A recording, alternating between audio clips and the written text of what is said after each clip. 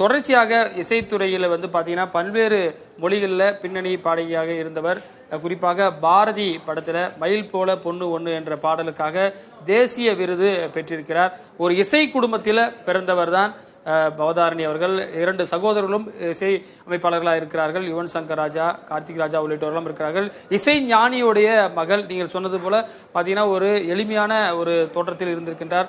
அவர் அந்த ராஜா சாருடைய பொண்ணுன்றதே தெரியாமல் நிறைய பேருக்கு அந்த அளவுக்கு ஒரு எளிமையாக பல்வேறு நிகழ்ச்சிகளில் கூட அவங்க அமைதியான முறையில் வந்துட்டு சென்றிருக்காங்க. அவருக்கு இது போன்ற ஒரு 47 வயது என்பது ஒரு மிகவும் ஒரு குறைவான வயது. பார்த்தீங்கன்னா அது அவருடைய இழப்பு நிச்சயமாக ஒரு இளையராஜா சாருக்கு ஒரு அவரும் வந்து இலங்கையில் தான் இருக்கார் என்ற தகவல் வந்திருக்கிறது.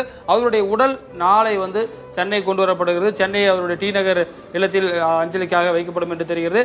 தொடர்ச்சியாக பார்த்தீங்கன்னா திரைப்படத்துறையிலே பார்த்தீங்கன்னா கடந்த ஒரு மாதத்திலே பெரிய இழப்புகள். கடந்த மாதம் 28ஆம் தேதி தான் விஜயகாந்த் காலமாகியிருந்தார்.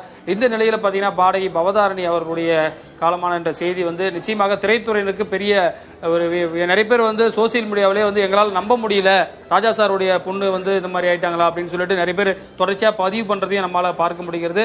அவருடைய குடும்பத்தில் இருக்கக்கூடிய 3 பேருமே பார்த்தீங்கன்னா இசை யுவன் சங்கர் ராஜா தெரியும் உங்களுக்கு எந்த அளவுக்கு வந்து இசையில் வந்து புகழ்பட்டு இருக்காரு. அது கார்த்திக் ராஜா அவருடைய சகோதரியாக இருக்கக்கூடிய பவதாரணி அவர்கள் ஆயுர்வேத சிகிச்சைக்காக இலங்கையில் வந்து போயிருக்காங்க. இளையராஜா சாரும் அங்கே தான் இருக்காங்க. பாடகி பவதாரணி அவருடைய 47 வயதில் காலமாயிருக்கக்கூடிய செய்தி வந்து மிக குறிப்பாக திரைப்படத்துறையில் ஒரு ராஜா சாருடைய ஃபேன்ஸ் நிச்சயமாக வந்து பெரிய அளவில் பாதிக்கப்பட்டிருப்பாங்க. அவருடைய உடல் வந்து நாளை சென்னை கொண்டு வரப்பட்டு டி நகரில் இருக்கக்கூடிய இளையராஜா சார் வீட்டில் அஞ்சலிக்காக வைக்கப்படும் என்று தகவல் வெளியாக இருக்கிறது. தொடர்ச்சியாக அவர் பார்த்தீங்கன்னா அந்த தாமிரபரணி அந்த பார்த்தீங்கன்னா கிராமத்து சாயல் கொண்ட அந்த படத்தில் வந்து பாடியிருக்காங்க. அதே மட்டும் இல்லாமல் ராமன் அப்துல்லா போன்ற படங்களிலையும் பாடியிருக்காங்க. அமிர்தம் போன்ற படங்களுக்கும் அவர்கள் இசையமைத்திருக்கிற தகவல் வந்திருக்கிறது. நம்மளுடைய திரைத்துறை செய்தியாளர்களாக கூடிய பாலாஜி மற்றும் சனா ஆகியோரெல்லாம் கூட இந்த செய்தியை வந்து முதல்ல உறுதிப்படுத்தி பதிவிட்டிருக்காங்க. தொடர்ச்சியாக பார்த்தீங்கன்னா சிகிச்சைக்காக தான் ராஜா சார் வந்து தன்னுடைய மகளை அழைத்து கொண்டு அங்கே சென்று அவருடைய உடல்நலம் குறித்து பார்த்துருந்தாங்க சொல்லப்படுகிறது. இசையமைப்பாளர் பரணி தற்போது இணைந்திருக்காங்க. சார் உங்களுடைய இந்த இரங்கலை எப்படி இரங்கல் பதிவு செய்யலாம் சார் நீங்கள்? சார் அதான் எனக்கு பெரிய ஷாக்கிங் சார். கேட்டு நான் இப்போதான் கேட்டேன், அந்த நியூஸ் கேள்விப்பட்டேன். என்னால் என்னன்னு அதான் ஒரு ஷாக்கிங்காக இருக்கேன். அப்படியே அதுலேருந்து நான் மீளவே இல்லை. அப்படி இருக்கேன். என் படத்தில் பாடியிருக்காங்க சார். கொஞ்சம் மேல் கொஞ்சம் மலைன்னு ஒரு படத்தில் நான் அவங்களை பாட வச்சுருக்கேன். என் மியூசிக்கில் அவங்க பாடியிருக்காங்க.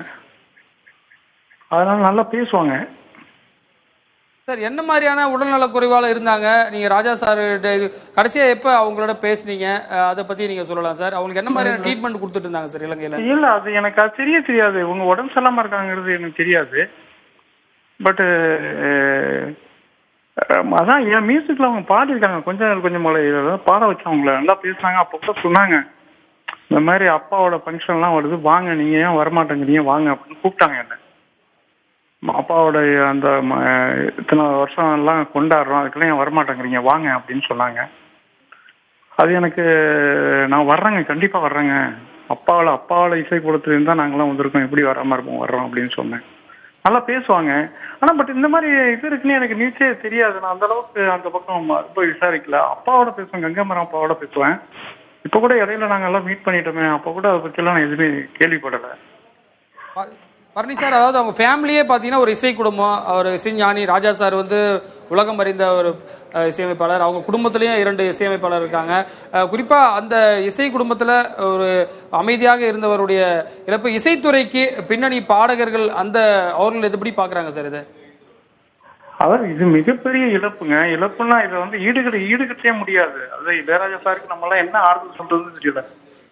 அவருக்கு அவங்க குடும்பத்துக்கு நம்ம என்ன ஆறுதல் சொன்னாலும் இதை ஈடே பண்ண முடியாது. அதே போல அவங்க பாதனோட ஹஸ்பண்டுக்கு நம்ம என்ன சொல்றதே தெரியல. என்ன நம்ம சொல்றது, அவங்களுக்கு என்ன சொல்லி அதை ஈடுகட்ட முடியுங்க? இறப்ப வந்து எப்பொழுதும் எது சொல்லியும் நம்ம ஈடே பண்ண முடியாது, ஈடுகட்டவே முடியாது. நிச்சயமாக இசைத்துறைக்கு மிகப்பெரிய இழப்புன்னு நீங்க பதிவு பண்ணியிருக்கீங்க. நிறைய பேருக்கு ஒரு அதிர்ச்சியான செய்தி பார்த்தீங்கன்னா ஒரு 47 வயதில் ஒரு இளம் பின்னணி பாடகி அவர்கள் வந்து காலமாயிருக்கிறார். பார்த்தீங்கன்னா இலங்கையில் சிகிச்சைக்காக சென்றிருந்த போது அவருக்கு வந்து சிகிச்சை பலனில்லாமல் மறைந்திருக்கிறார் என்ற செய்தி வந்திருக்கின்றது. தொடர்ச்சியாக அவருடைய உடல் நாளை சென்னை கொண்டு வரப்படுகின்றது.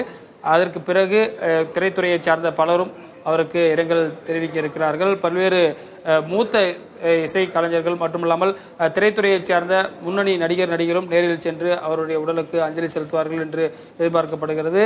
தமிழகத்தில் இருக்கக்கூடிய மூத்த அரசியல் தலைவர்களும் அவருடைய மறைவுக்கு இரங்கல்களை தெரிவிப்பார்கள் என்று எதிர்பார்க்கப்படுகின்றது. ராஜா சாருடைய மகள் யுவதாரணி சற்று முன்பாக இலங்கையில் சிகிச்சைக்கு பவதாரணி அவர்கள் தற்பொழுது மறைந்திருக்கிறார் என்ற செய்தி தற்போது வந்திருக்கின்றது.